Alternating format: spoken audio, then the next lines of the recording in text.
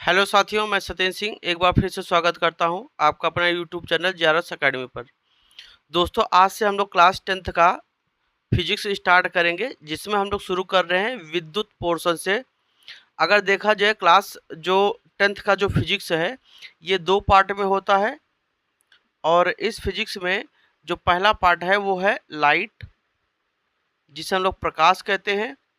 और इस प्रकाश वाले जो यूनिट है, इसके अंतर्गत हम लोग क्या देखते हैं, प्रकाश का परावर्तन देखते हैं, अपवर्तन देखते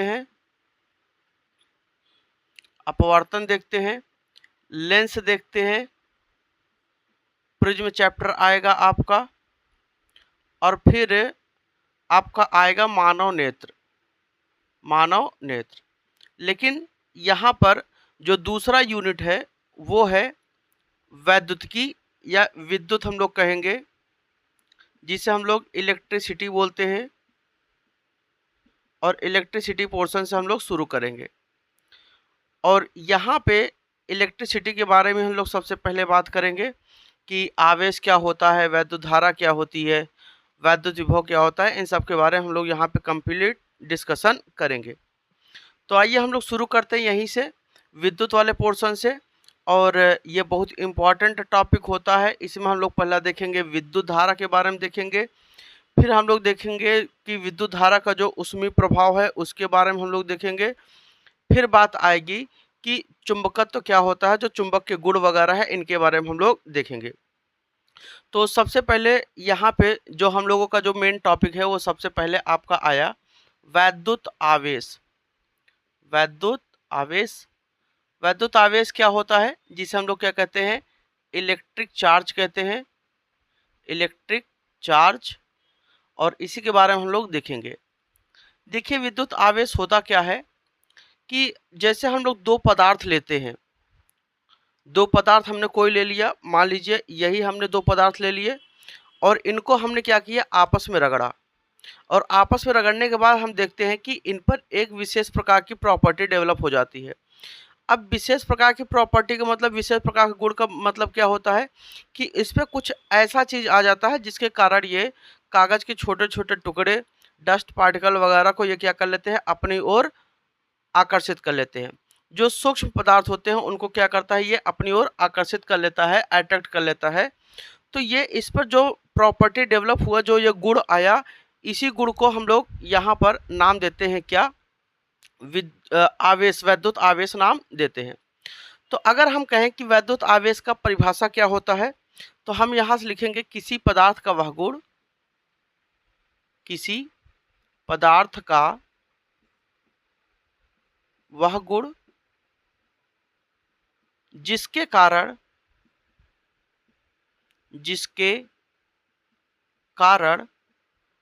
उसमें वैद्युत तथा चुंबकीय प्रभाव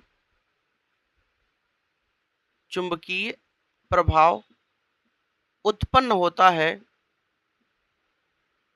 विद्युत तथा चुंबकीय प्रभाव उत्पन्न होता है, आवेश कहलाता है या वैद्युत आवेश कहलाता है। ये आवेश का दोस्तों क्या हुआ, परिभाषा हुआ। किसी पदार्थ का वह गुण जिसके कारण उसमें वैद्युत तथा चुंबकीय प्रभाव उत्पन्न होता है, आवेश कहलाता है।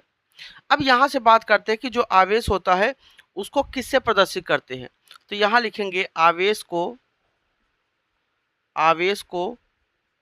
स्मॉल क्यू या कहीं कहीं कैपिटल क्यू भी होता है। चाहे आप स्मॉल क्यू से रिप्रेजेंट करिए, चाहे कैपिटल क्यू से रिप्रेजेंट करिए, दो के दोनों से दिखाया जाता है।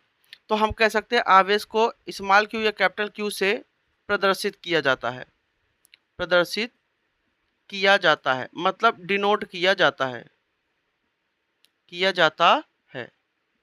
ठीक है ना। तो जो वैद्युत आवेश है उसको किससे दिखाते हैं, हम लोग स्मॉल क्यू से या कैपिटल क्यू से दिखाते हैं। अब बात आता है कि जो आवेश का सूत्र होता है साथियों, वो आवेश का सूत्र Q बराबर N इंटू ई होता है। ये क्या हो गया, ये आवेश का फार्मूला हो गया, Q बराबर N इंटू ई। अब अगर यहाँ से देखें कि क्या है Q, क्या है, तो हम यहाँ कह सकते हैं कि जो Q है, स्मॉल q, ये क्या है, वैद्युत आवेश, वैद्युत आवेश है। इसी को हम लोग कहते हैं इलेक्ट्रिक चार्ज कहते हैं, इलेक्ट्रिक चार्ज, इलेक्ट्रिक चार्ज। और n क्या है, n है इलेक्ट्रॉन की संख्या, इलेक्ट्रॉन की संख्या। इसे हम लोग कहेंगे number of electron, number of electron. और स्मॉल e क्या है, एक इलेक्ट्रॉन पर आवेश, एक इलेक्ट्रॉन पर आवेश, मतलब इलेक्ट्रॉन पर कितना आवेश होगा। तो अगर यहाँ पे बात करें E का मान, ये होता है 1.6 गुणते 10⁻−19 कूलाम, 1.6 गुणते 10⁻−19 कूलाम। ये बहुत इंपॉर्टेंट है और इसके ही बेस पे हम लोग क्या करेंगे, सवाल भी करेंगे। तो E बराबर 1.6 गुणते 10⁻−19 कूलाम, ये क्या हो गया, स्मॉल E का मान हो गया, ठीक है ना। तो स्मॉल E का जो न्यूमेरिकल वैल्यू होता है वो आपका होता है कि 1.6 गुणते 10⁻−19 कूलाम। चलिए अब यहाँ से बात करते हैं बच्चों कि जो वैद्युत आवेश यहाँ से देखा गया कि वैद्युत आवेश क्या है, कि हम लोग जब दो पदार्थों को आपस में रगड़ते हैं, रगड़ने के बाद उसमें एक विशेष प्रकार की गुण आ जाता है जो छोटे छोटे सूक्ष्म कणों को क्या करता है, अपनी ओर आकर्षित कर लेता है, या हम कह सकते हैं कि उसमें वैद्युत और चुंबकीय प्रभाव उत्पन्न हो जाता है। तो वही जो प्रॉपर्टी होता है, वही जो गुण होता है, वो क्या कहलाता है, वैद्युत आवेश कहलाता है। और आवेश को हम लोग स्मॉल q या कैपिटल Q से क्या करते हैं, दिखाते हैं, डिनोट करते हैं, रिप्रेजेंट करते हैं। और Q बराबर क्या होता है, N इंटू E होता है। अब यहाँ से बात आई कि Q क्या है, Q वैद्युत आवेश है, इलेक्ट्रिक चार्ज है। N क्या है, N इलेक्ट्रॉन की संख्या है। E क्या है, इलेक्ट्रॉन पर आवेश। तो इलेक्ट्रॉन पर आवेश कितना, E बराबर 1.6 गुणित 10⁻−19 कूलाम। तो यहाँ से ये इतनी बात हुई। तो ये क्या हो गया, आवेश के बारे में। अब बात आता है कि जो कोई पदार्थ होता है, जो पदार्थ होता है वो क्या होता है, वो हमेशा उदासीन होता है, ठीक है ना। क्या होता है, पदार्थ उदासीन होता है, ठीक है। तो यहाँ से बात करते हैं कि अगर पदार्थ उदासीन है तो आप जानते हैं कि कोई भी पदार्थ सूक्ष्म कणों से मिलकर बना होता है, और वो सूक्ष्म कण क्या होते हैं, इलेक्ट्रॉन, प्रोटॉन और न्यूट्रॉन। तो यहाँ पे एक चीज़ बहुत अच्छे से पूछा जाता है, कई बार पूछा गया है कि इलेक्ट्रॉन, प्रोटॉन और न्यूट्रॉन पर कितना आवेश होता है, ये भी पूछा जाता है। तो अगर बच्चों जो सबसे यहाँ पे इम्पॉर्टेंट पॉइंट है, अगर हम यहाँ पे बात करें इनके बारे में, तो अगर हम कहें कि एक इलेक्ट्रॉन पर आवेश, इलेक्ट्रॉन पर आवेश, इलेक्ट्रॉन, इलेक्ट्रॉन पर आवेश, अगर बच्चों इलेक्ट्रॉन पर आवेश की बात करें, चार्ज ऑन इलेक्ट्रॉन, तो बच्चा इलेक्ट्रॉन पे जो आवेश होता है वो होता है -1.6 गुणते 10⁻−19 कूलाम। देखिए यहाँ पे कूलाम को C से रिप्रेजेंट करते हैं, कूलाम आवेश का मात्रक होता है। आगे चल के हम लोग यहाँ पे देखेंगे कि इसके कौन कौन से मात्रक होते हैं, लेकिन बस इतना जानते रहिए कि ये कूलाम आवेश का मात्रक है और कूलाम को कैपिटल C से हम लोग यहाँ पर दिखाएंगे। अगर हम बात करें कि यहाँ पर ये जो आपका वैल्यू मिला, ये आपका 1.6 गुणित 10⁻−19 कूलाम, ये इसका न्यूमेरिकल वैल्यू हो गया। और यहाँ पे जो ये माइनस चिन्ह है, ये जो माइनस चिन्ह है, ये माइनस चिन्ह आपको बताएगा कि इलेक्ट्रॉन पर कैसा आवेश होता है, आवेश का नेचर क्या होता है। तो हम लोग कह सकते हैं कि इलेक्ट्रॉन पर हमेशा निगेटिव चार्ज होता है। कैसा चार्ज होता है, निगेटिव चार्ज। हम लोग कह सकते हैं कि इलेक्ट्रॉन पर ऋणात्मक आवेश होता है। तो बच्चों अगर हम बात करें इलेक्ट्रॉन पर कैसा आवेश होता है, ऋणात्मक आवेश होता है। और ये क्वेश्चन कई बार आपके एग्जाम में पूछा गया है ऑब्जेक्टिव टाइप में, तो यहाँ से हम लोग देखेंगे। दूसरा नंबर यहाँ पर हम लोग देखते हैं कि जो प्रोटॉन होता है उस पर कितना आवेश होता है। तो अगर बच्चों हम बात करें प्रोटॉन पर आवेश, प्रोटॉन पर आवेश की बात करें, तो इस पर भी जो आवेश होता है वो होता है +1.6 गुणित 10⁻−19 कूलाम। अब यहाँ से बात आती है कि जो प्रोटॉन पर आवेश होता है न्यूमेरिकल वैल्यू में देखा जाए तो दो के दोनों पे क्या होता है, समान होता है, दो के दोनों पर बराबर होता है। और लेकिन अगर हम बात करें इसका जो नेचर है तो इस पर क्या आया है, पॉजिटिव आया है, तो पॉजिटिव चिन्ह ये बताएगा कि इस पर कैसा आवेश होता है, पॉजिटिव चार्ज होता है। क्या होता है, पॉजिटिव चार्ज होता है। हम लोग कह सकते हैं कि धनात्मक आवेश होता है। तो इलेक्ट्रॉन पर कैसा आवेश होता है, धनात्मक आवेश। और ये भी कई बार बहुविकल्पी में पूछा गया है, दे दिया जाता है, यूपी बोर्ड की परीक्षा में कई बार पूछा गया है। अब यहाँ पर बात करते हैं, तीसरा हम लोग बात करते हैं कि न्यूट्रॉन पर कैसा आवेश होता है। अगर हम बात करें न्यूट्रॉन पर आवेश की बात करें, न्यूट्रॉन पर आवेश की बात करें तो बच्चों जो न्यूट्रॉन होता है इस पर आवेश की जो मात्रा होती है वो होती है शून्य होती है। कितना होता है, शून्य, या हम लोग कह सकते हैं जीरो होता है। अब किसी भी वस्तु पर आवेश का, अगर न्यूट्रॉन पर आवेश का मान क्या है, जीरो, तो इसका मतलब क्या होता है, इसका बच्चा यही मतलब होता है कि न्यूट्रॉन क्या होता है, उदासीन होता है। क्या होता है, उदासीन होता है, न्यूट्रल होता है। क्या होता है, न्यूट्रल। तो अगर किसी वस्तु पर जीरो आवेश है या शून्य आवेश है तो वो बच्चों क्या होगा, उदासीन होगा, न्यूट्रल होगा। इसका मतलब कि उस पर कोई चार्ज नहीं होगा। ठीक है ना। अब बात आती है कि क्या उदासीन का मतलब क्या, क्या उस पर कोई चार्ज नहीं होगा। तो इसका यह मतलब होता है कि इस पर जितना धनात्मक आवेश होता है उतना ही क्या होता है, ऋणात्मक आवेश उपस्थित होता है। और जितना धनात्मक उतना ऋणात्मक एक दूसरे को कैंसिल कर लेते हैं। इसलिए इस पर जो चार्ज होता है, जो नेट चार्ज होता है बच्चों, वो क्या हो जाता है, जीरो हो जाता है। इसलिए ये क्या कहलाता है, उदासीन होता है।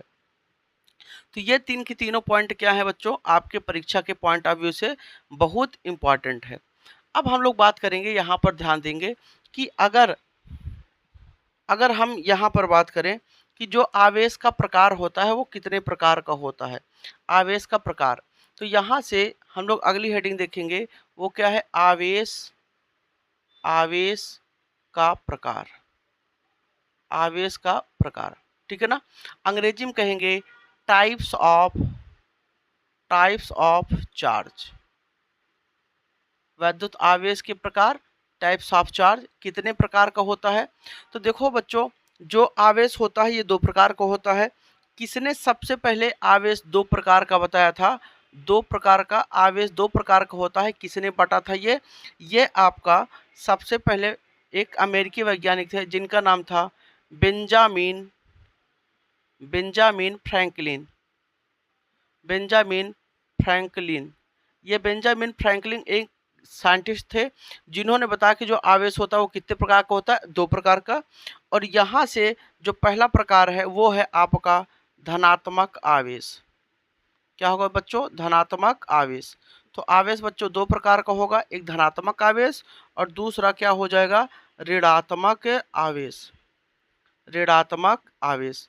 तो बच्चों आवेश कितने प्रकार का, दो प्रकार का, एक पॉजिटिव चार्ज होता है और एक नेगेटिव चार्ज होता है, एक धनात्मक आवेश होता है और एक ऋणात्मक आवेश होता है। ठीक है ना। किसने सबसे पहले बताया था आवेश दो प्रकार का होता है, या दो कैटेगरी में आवेशों को किसने बांटा था, तो एक साइंटिस्ट थे जिनका नाम था बेंजामिन फ्रैंकलिन। इन्होंने ही सबसे पहले आवेश को दो भागों में बांटा था, दो भागों में डिवाइड किया था। ठीक है। तो ये क्या हो गया, आवेश की बात होगी। अब यहाँ पर बात करते हैं, ध्यान दीजिएगा। अब यहाँ पे बात करते हैं कि जो आवेश दो प्रकार का है, यहाँ से देखिएगा कि ये तो एक क्या हो गया, पॉजिटिव चार्ज। अच्छा ध्यान दीजिएगा, यहाँ पर क्या होगा, ये पॉजिटिव चार्ज, ठीक है ना, ये पॉजिटिव का चिन्ह है, पॉजिटिव चार्ज। और एक क्या होगा, निगेटिव चार्ज होगा, निगेटिव चार्ज। ठीक है। अब हम लोग बात करते हैं कि जो धनात्मक और ऋणात्मक आवेश होता है, कैसे हम जानेंगे कि किसी पदार्थ पर धनात्मक और ऋणात्मक आवेश उपस्थित होता है, कैसे हम लोग यहाँ पर जानेंगे कि किसी पदार्थ पर धनात्मक और ऋणात्मक आवेश कैसे आएगा। तो अगले वीडियो हम लोग देखेंगे कि आवेश का जो प्रकार होता है वो दो प्रकार का होता है, और यहाँ पे धनात्मक आवेश क्या होता है और ऋणात्मक आवेश क्या होता है। तो बच्चों अगर हमारा वीडियो आपको पसंद आया हो तो इसे ज़रूर लाइक करें, चैनल को सब्सक्राइब करें। थैंक यू साथियों।